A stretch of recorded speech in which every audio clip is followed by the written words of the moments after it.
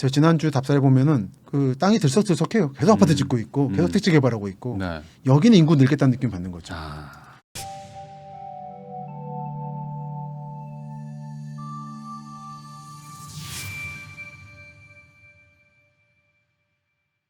그러면은 이게 자연스럽게 안보 얘기가 네. 살기 좋은 지형, 그러니까 뭐 평지와 사실 살기 좋은 거는 평지와 물 아닙니까? 물과 땅, 넓은 땅. 그리고 이제 산사태 좀 피하고. 산사태는 산이 없으면 좀 피할 수 있고 예. 범람만 안 되면 그렇죠. 좀 그래도 살기 좋은 데니까.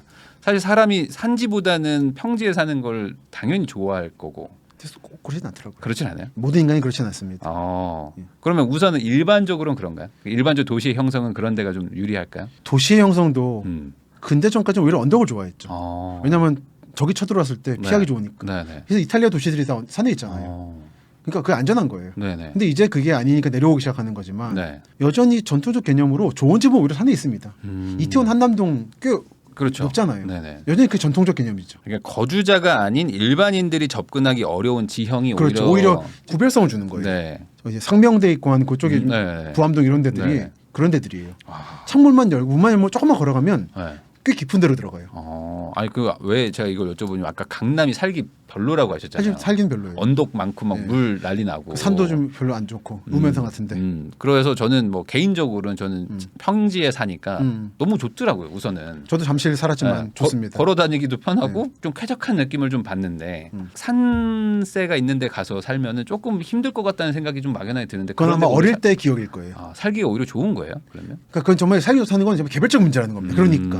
그러니까 일반적으로 이런 말을 못 한다는 게 제 책의 결론이에요. 네. 하지만 살기 좋은 거는 좀 더 개별적인 문제라는 겁니다. 네. 그러니까 제가 인문학자인 제가 말을 얹을 여지가 있는 거죠. 그러면 지금 어떤 뭐 30대, 40대들이 앞으로 좀 미래의 주거 트렌드를 좀 가져갈 텐데 이 요 세대들은 그러면은 평지냐 뭐 예를 들면 좀 언덕백이냐 이런 거를 좀 고르는 어떤 취향 같은 게 좀 있나요? 이것도 다 다른가요? 정말 다른 것 같습니다. 어. 그 불편한 홍대 앞에 살잖아요. 말하자면. 그렇구나. 이건 그러니까 저가 특이한 거군요. 저는 아니 평지가 특이한 좋은데. 아니라 저도 평지가 좋은데 네. 이거는 어릴 때 기억이 큰 것 같아요. 어릴 사람마다 때 평지 다르구나. 살고 아파트 살았던 사람은 이게 좋은 거고 다 다르기 때문에 네. 어떤 사람은 꼭 오션뷰가 보여야 돼요. 네. 리버뷰나. 하지만 어떤 사람은 부산, 인천 분들은 네. 바다가 반드시 보여야 된다는 신앙이 있는 거죠. 강남보다 광안리 좋다. 네. 왜냐하면 둘 다 똑같은데 네. 광안리는 바다도 있다. 이게 부산 사람들의 자부심이거든요. 그렇죠. 그런 뭐 게 집값 얘기하면 해운대 광안 바다가 얼마냐 있는데. 여기가 뭐 이런 얘기 하시니까. 영화도 찍었고 그런 얘기 하거든요. 이거 정말 주관적 문제라는 겁니다. 이거는 어떤 이성적인 판단이 이런 거라기보다는 네, 감성의 문제죠. 감성의 문제. 그래서 이제 이번 책 낸 다음에 사람들이 와서 그래서 어디 사면 좋습니까인데 네. 본인의 가슴 손을 얹고 음. 내가 어디를 좋아하는지 정말 물어보시라고 스스로에 대해서. 그래도 뭔가 주거를 사람들이 좋아하는 지형이나 지역이 앞으로 좀 경제적 가치, 투자 가치도 있다라고 생각이 좀 들잖아요. 그래도 어떤 방향성을 본다면 약간 언덕이나 산지가 더 나을 수도 있다 이렇게 봐야 될까요? 그러니까 약간의 언덕은 디메리트는 안 된다고 보죠. 사실 아파트나 이런 것들 네. 저도 이제 건설사에 있었지만 산지가 있으면은 대단지를 만들고 이런 게 좀 골치 아프거든요. 뭐 단지 내 엘리베이터도 넣어야 되고 발파도 너무 많이 해야 되고 막 골치 아픈데 관악구가 지금 그 시련들을 겪어가면서 네. 대단위를 만들고 있는 거죠. 네. 산통로로 유명했잖아요. 네. 하지만 만들어내더라고요. 그러니까 그러다 보니까 약간 평지가 좀 좋다 이런 느낌도 있긴 있거든요. 근데 이미 서울 경기 지역에 괜찮은 평지는 다 이제 아파트로 다 덮어버려서 해봤기 때문에 남은 데가 이제 화성 평택 서부라는 거죠. 그런 의미에서 저 화성 평택의 서부 지역을 유명하다 보죠.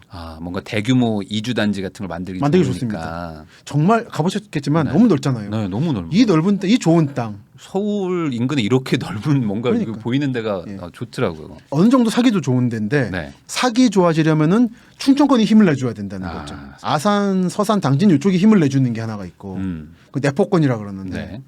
요즘 충남도청이 또 와가지고 아마 힘을 받을 겁니다.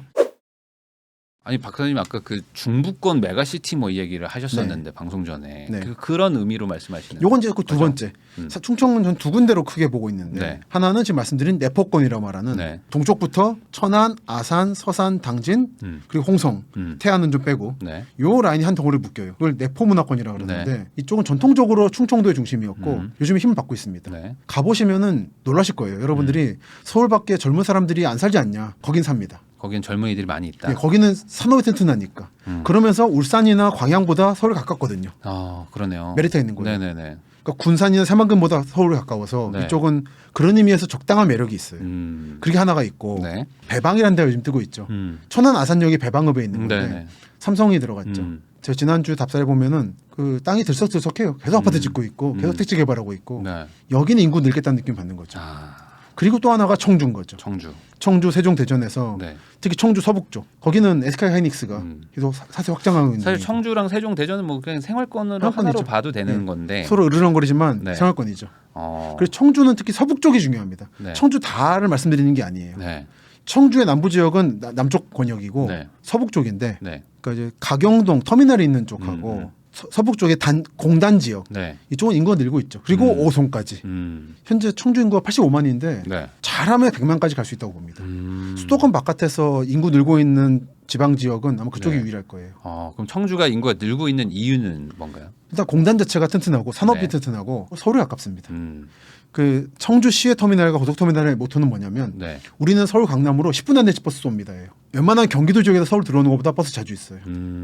버스를 통해 이어지는 대서울 일부. 네. 저는 그래서 청주는 서울시 또는 경기도의 일부 한 동 같은 걸 개념으로 보셔야 이해하기 쉽다고 봐요. 청주 전체를 말하는 게 아니라 네네네네. 서북 지역. 서북 쪽. 예. 그러니까 예를 들어 뭐 분당이 경기도라기보다는 사실상 강남에 서울의 월경진 붙어 것처럼. 있는 것처럼. 그렇죠, 그렇죠. 청주는 야, 저건 충청도 아닌가라고 할 게 아니라 경기도권이라고 봐야 된다. 청주 교통상. 서북의 오송과 동남 쪽에 있지만 청주 구도심의 서북 쪽에 있는 공단 지역은 네. 사실 다른 거죠. 그러면은 이렇게 청주를 이렇게 디테일하게 설명해 주시면은 듣는 분들이 아 그러네 내가 생각했던 거랑 좀 다르다 네. 다르게 볼 수 있겠다라고 생각이 들 것 같은데 그래서 많은 분들이 구도심을 보시니까 청주하면 네네네. 그러면 똑같이 이런 개념처럼 일반 분들이 생각하는 어떤 도시의 이미지랑 좀 박사님이 보셨을 때 이거는 좀 이렇게 다르게 해석해야 되는데라는 지역이 좀 더 있을까요? 좋은 질문이십니다. 그건 지난번에 찾아뵀었던 대서울의 길에서 말씀드린 거지만 춘천과 원주, 특히 원주죠. 원주요. 예, 원주. 원주예요. 이게 보시면 오른쪽에 혁신 도시가 있고 네. 왼쪽에 기업 도시가 있는 거고 네. 중간에 이제 구도심 같은 게 있고 네. 남쪽에 이제 무실동이라고 또 하나 열차 있죠. 놓고 하면 네. 터미널 오면서 새로 뜨고 있는 데가 있죠. 네네. 다른 지역은 제가 말씀드릴 때 음. 철도역이나 터미널을 외곽에 빼면은 저는 안 된다고 말씀드려요. 인구가 안 그래도 줄고 있는데 네. 나눠먹기가 되면 망한다. 네. 근데 원주는 다르게 봅니다. 원주는 그걸 감당할 인구가 돼요. 그리고 서울에 가깝고 1시간 네. 10분이면 버스 가고. 사실 원주는 경기도라고 봐도 경기도죠. 그래서 대서울의 일부로 보는 거죠. 네네. 청주 같은 개념이에요. 예. 춘천이나 청주는 일부만 대서울인데 네. 저는 원주는 전체가 대서울이라 봐요.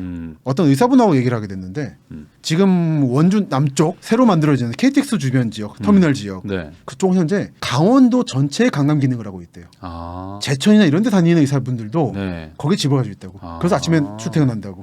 갈 수 있는 거리거든요. 네네네네. 그러니까 강원도 전체 광역권에서 네. 서울을 대표하고 있는. 그러니까 원주 같은 데는 여러분들 상상은 다르게 네. 실체가 있습니다. 그 부동산 열기에는. 다만 기업 도시까지는 솔직히 잘 모르겠어요. 네. 다만 혁신도시는 실체가 있는 거고 네네네. 그 남부도 실체가 있었다라는 거를 확인하고 왔네요.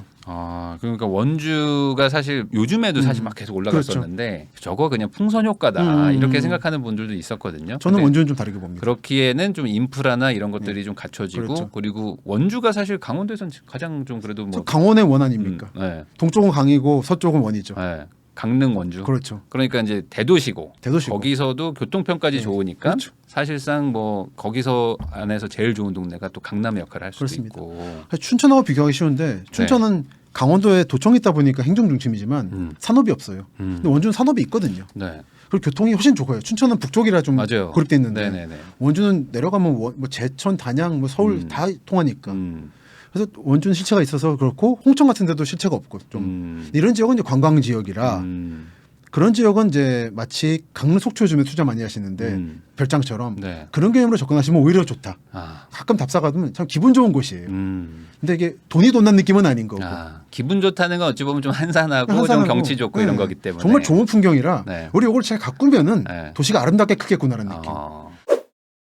그러면은 저쪽은요, 완전 서쪽으로 해서 송도나 청라 이쪽은 어떻게 봐야 돼요? 그쪽은 뭐 문제 없지 않겠습니까? 굳이 거기까지 말씀. 왜냐면 요즘 뭐 집값 먹이 또 막 빠지고 그거는 이제 그리고 일시적이겠죠. 미래에 대해서 뭐 부정적인 이미지를 갖고 계신 분들도 있거든요. 아, 근데 이제 제가 반대로 여쭤볼게요. 미래에 대한 장기적으로- 부정적 이미지는 청라와 송도에 대한 저는 어떤 없거든요. 의미일까요? 저는 앞으로 좋아지면 더 좋아질 거라고 생각하거든요. 저도 마찬가지고. 왜냐면 어떤 지형과 주변 인프라를 봤을 때 공항과 서울 사이인데 요즘 고민 많이 하더라고요. 그 제약들이.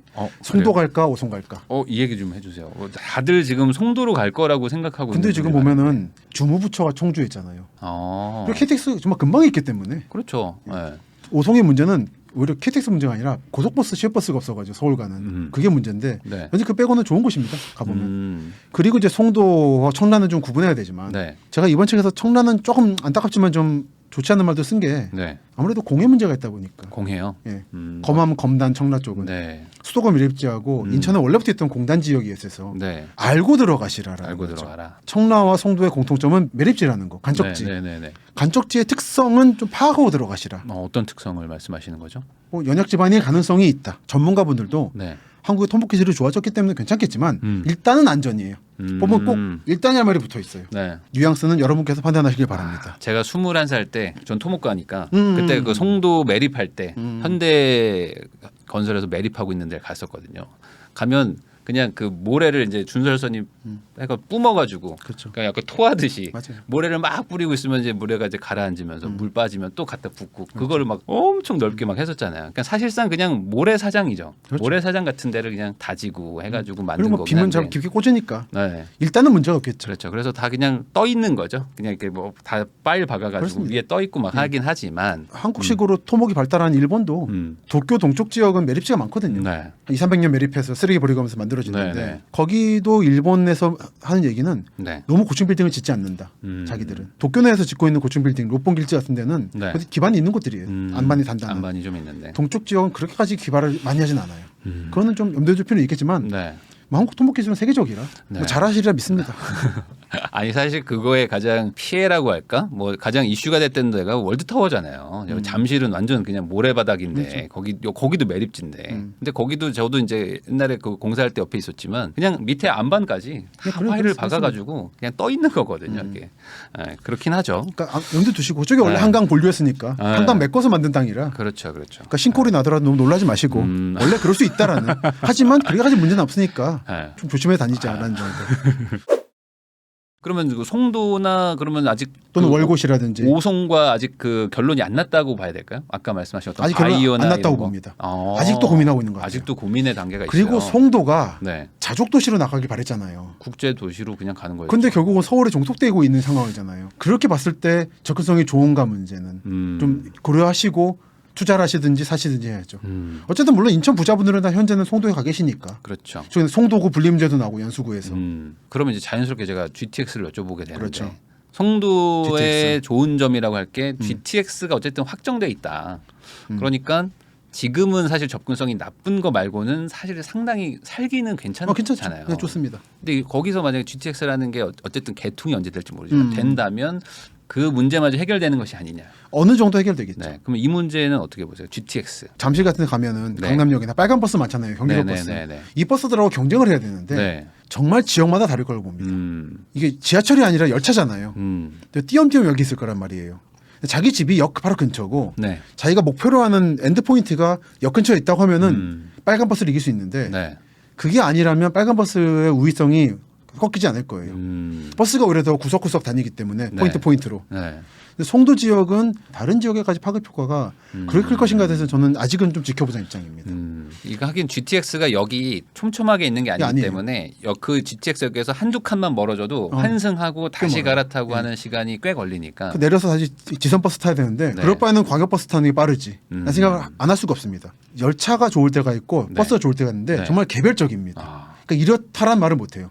파주 시내 밖에 있는데 파주가 얼마나 넓은데 예를 들어서. 아니 근데 그게 사실 용인 같은데도 아. 버스 타면 강남 30분 40분 안에 들어오는데 수지 같은데. 기흥이나. 근데 사실 GTX가 이미 있는 거나 마찬가지인 수준의 그렇죠. 속도거든요. 그러니까. 근데도 사실은 GTX가 뭐 생겨야지 된다라고 생각하시는 분들은 뭐 시간은 똑같지만 뭔가 정시성이라든지 아니면 그렇습니다. 대량 수송이라는 거 그리고 여기는 이제 한국의 축이라 조금 더 쾌적하기도 하지 네. 않을까요? 그래도 쾌적할 겁니다. 네. 근데 요금 좀 비쌀 텐데. 버스보단 쾌적하잖아요. 그래도 기다려야 되고 춥고 덥고 비 그렇죠. 오고 그렇죠, 그렇죠. 네. 저는 물론 그래서 열차를 좋아하는데 네. 당부드리고 싶은 거는 그만큼 비쌉니다. 비싸긴 하겠죠. 그거를 요금 깎아달라고 하시면은 네. 다른 지역에 GTX가 안 놓아질 겁니다. 여기서 성공해야 돼요. GTX가. 그렇죠. 좀 비싸더라도 사람들이 감내하고 써주면 그렇죠. 다른 데가 막 생길 예, 텐데. 그렇죠. 그러니까 지금 구체적으로는 동남권이 생겨줘야 되는데 GTX가 네. 의외로 교통이 도시간이 안 좋거든요. 네. 울산, 부산, 대구에서. 아, 네네. 그러려면 서울 경기권에서 성공해줘야 돼요. 근데 그러려면 요금을 압력을 좀 감당하셔야 될 겁니다. 이게 사실 GTX나 이런 것들도 다 서울 같은 이미 지금 핵심 지역에 연결하는 것만 생각하지. 그렇죠. 부산, 울산, 경남 이런 데도 사실 그런 걸 뚫어주면 그렇죠. 많이 바뀔 텐데 아직은 좀 확신이 없어서 그렇겠죠. 확신이 없죠. 어떻게 보세요? BC는 될까요? BC 같은 건 이미 강남을 발표도 안 했는데. 통과하는 지역은 되겠지만 네. 통과 안 하는 것은 지켜보자는 입장입니다. B는 애매하게 안 가는데요. 애매하게. 어. 그러니까 공약을 했으니까 될 거라는 거는 네. 지난 몇십 년간 한국에서 공약으로 했고 예산 설정되고 삽까지 푼 철도들이 어떻게 엎어졌나를 제가 책에 상세히 써놨으니까 네. 보시면은 한번 납득이 되실 겁니다. 네. 그 너무나 많은 게 엎어져서 네. 저는 완성되기 전까지는 믿지 않아요. 그러니까 뭐 A야 뭐 뚫고 있으니까 가는 거고 C는 뭐 삼성역이니까 어떻게 될 거예요. 해보겠는데 A씨는 될 거예요. B가 조금 뭐 지금 사업자도 좀 애매하고. 뭐 D는 이미 뭐 D, E, F 나오고 있는데 그거는 네. 이제 꿈이죠. 부동산업자들의. 예를 들어 그런 꿈의 원형은 뭐냐면 경부고속도로의 강남 구간 지하화 얘기. 네. 그리고 경인선의 지하화 이런 거예요. 네, 네. 이거 공약마다 나왔습니다. 그때마다. 항상. 몇십 년간 그러고 있는데 네. 안 돼요. 그럼 강남권에 접속되는 라인이라면 그래도 좀 가능성이 가능성이 있다는 있다고 거 실제로 존재하는 수요니까. 있으니까. 근데 딴 지역은 좀 지켜보자 입장입니다. 그러니까 아까 말씀하신 게 좋은 것 같은 게 그 빨간 버스 대비 확실한 우위를 보여줘야지만 사실 비싼 돈을 내고도 타는 건데 그 우위를 주려면 어쨌든 내가 가고 싶은 데랑 빠르게 쾌적하게 보내는 건데 강남이 어쨌든 가장 중요할 테니까. 그렇죠. 강남이 중요하죠. 그 강남의 물난리 그거를 저희가 찍어놨었는데 그게 요번에 물난리 터지니까 갑자기 뭐 조회수가 막 올라가더라고요. 그래서 강남 물난리 때문에 진짜 뭐 강남 이제 끝났다 뭐 이런 얘기도 많이 하시는데 오버죠. 네. 근데 이제 조만간 뭐 해소는 하겠죠. 요번에 뭐 예비 타당성 다 없애고 그냥 무조건 뭐 안에 뭐 우수관 뭐 만들고 뭐 한다는데 해소는 안 될 거로 해소 봅니다. 안 된다. 하지만 감소되겠죠. 지진으로 예를 들면 네. 요즘에 건설업계에서 잘 아시겠지만 네. 내진이란 말을 하지 않죠. 잘 면진이라고 하죠. 완전히 없앨 수 없다. 이게 진한 거를. 하지만 흡수해서 줄여줄 수 있다라는 거죠. 마찬가지로 강남 지역 물난리도 네. 줄여줄 수는 있겠죠. 네. 근데 없어지고 앞으로 강남이 쾌적해질 거라는 건 저는 그렇게 믿지는 않습니다. 그거는 이제 지형적인 문제가 있다. 그냥 워낙 고유한 지형성이 있다 보니까.